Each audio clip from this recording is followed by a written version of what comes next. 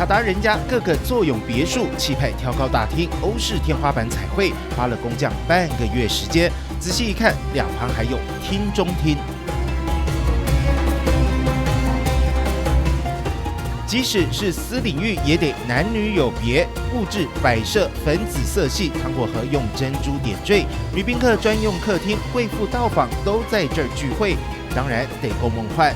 进到用餐房间，包装精美巧克力，每盘价格超过5000元台币。另一边的男宾客厅，相较之下走的是气派路线，全是金色摆饰，但更夸张的是，别墅中央有电梯。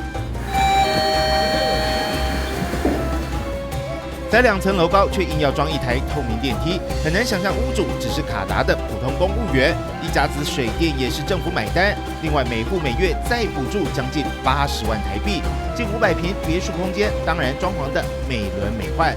卡达福利好到一旦国民结婚就给地，坐拥大片别墅收租，生活晚睡晚起。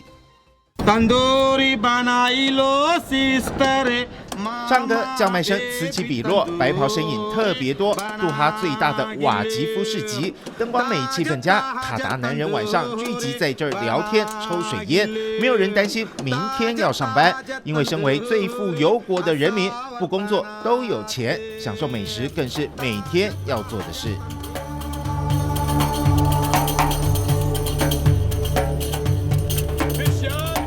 卡达餐厅花样特别多，为的就是要留住上门的贵客。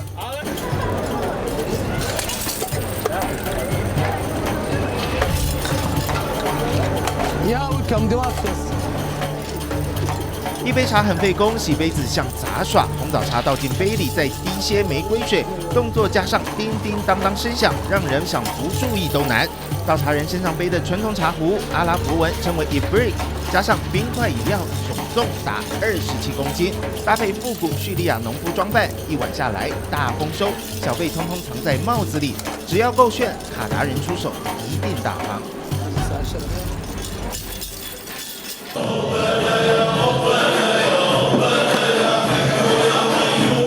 遮着脸在餐厅中央自转，速度快到裙摆扬起成180度，但仔细看，居然是个胡子大叔。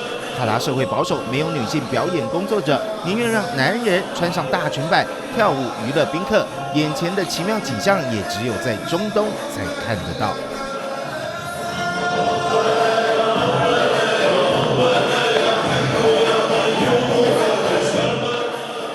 裙摆上下飘动，底下客人已经开始晕，舞者继续转。卡达人享受美食，更习惯看表演配饭。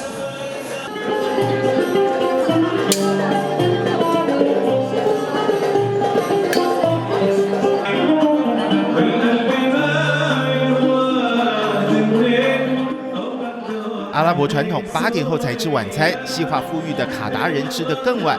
桌上阿拉伯式传统料理，炖炒麦类、大米，每餐少不了的烤饼都是淀粉类，搭配大块烤羊肉、烤鸡肉。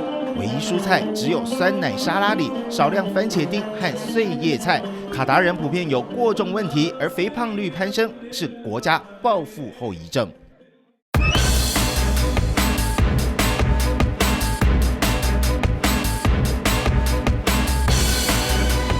周末下午，杜哈滨海大道知名的珍珠纪念碑地标，只有观光客和外劳，完全看不到白袍身影。卡达人出门只开车，不愿意顶着动辄40度起跳高温，运动量大减，肥胖成了国家的潜在危机。为了鼓励人民运动，卡达政府在路边设置 Q Bike 只有卡达人能租借，就怕外国人或游客占了名额。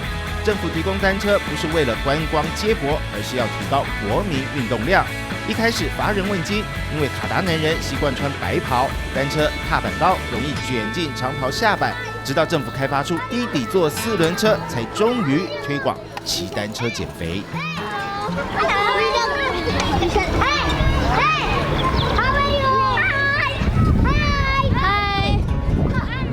男性白袍，女性黑袍，下摆通通不卡了。4轮车中心思想抓住阿拉伯社会重视家庭观念，大空间可以坐4到6人。前轮上头还有小孩摇滚区座位，不用担心家人落单。避开高温时段，傍晚4点才开放，成为当地热门遛小孩地点。尽管一车难求，但仍有超过60%卡达成人每周走路不到2小时。难怪卡达政府鼓励家庭外出活动，把运动观念往下一代扎根，以免肥胖误国。